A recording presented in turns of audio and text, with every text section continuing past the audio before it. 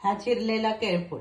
आता हे चिरायचं कसा, तर केळफूल बाजारातनं आणल्यानंतर त्याच्या वरचे जे पाकळे असतात ते काढायचे, वरचे जून काढून टाकायचे आणि आतले जे पाकळे असतात ते उघडल्यानंतर त्याच्या आतमध्ये थोडीशी फुलांची अशी एक गुच्छ मिळतात. त्या गुच्छात थोडासा उघडायचा आणि त्याच्या आतमध्ये जो दांडो असतो तो काढून टाकायचो. त्याला चोर म्हणतो आम्ही. तो काढून टाकायचो आणि का तर तो चिरलो पण जाणार नाही आणि समजा चुकून आपण भाजीत गेलो तर तो शिजणार नाही म्हणून तो काढून टाकायचो. आणि नंतर ही भाजी अशा प्रकारे बारीक चिरून ठेवायची, पाण्यात घालून ठेवायची, म्हणजे त्याचं राप निघून जाता. आता दुसऱ्या दिवशी तुमका भाजी करूची असली तर आदल्या दिवशी रात्री चिरून पाण्यात घालून ठेवायची आणि पाण्यात थोडासा मीठ घालायचं आणि सकाळी गच्च पिळून काढायची आणि मग ती भाजी अशी होता. आता ही भाजी अतिशय लोहयुक्त अशी असा, त्यामुळे ती अत्यंत सकस आणि पौष्टिक अशी असा. लहान मुलांनी आवर्जून खावी, त्यांच्या वाढीसाठी उपयुक्त अशी ही भाजी आज आपण करूया.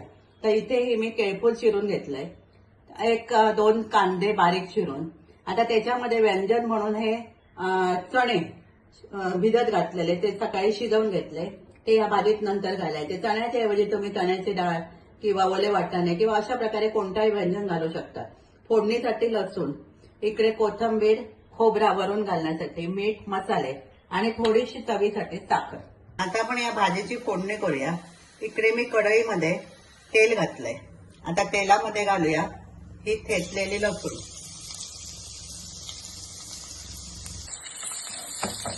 आता ही लसूण चांगली ब्राऊन करून घ्यायची आणि ब्राऊन झाले की त्याच्यामध्ये कांदा घालायचा. कांदा चांगलं परतून घ्यायचं.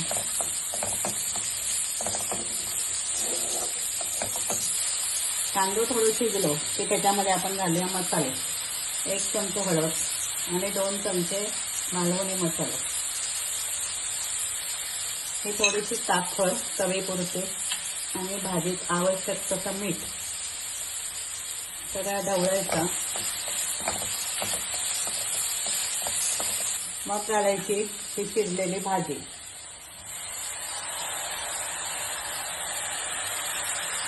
आणि हे शिजवलेले चणे. हे 5 शिट्टे काढून मी आधी शिजवून घेतले. त्याबरोबर आता भाजी बरोबर ते चांगले मिळून येते आणि भाजी ढवळायची पूर्णपणे आणि झाकून 10 मिनिटं शिजत ठेवायची.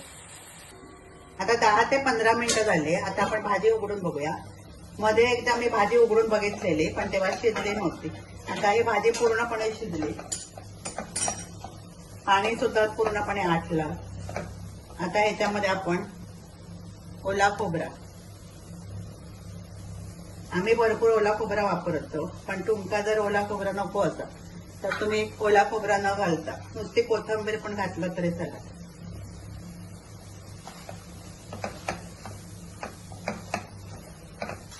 आता ही भाजी पूर्णपणे तयार झाली. आपण गॅस बंद करूया.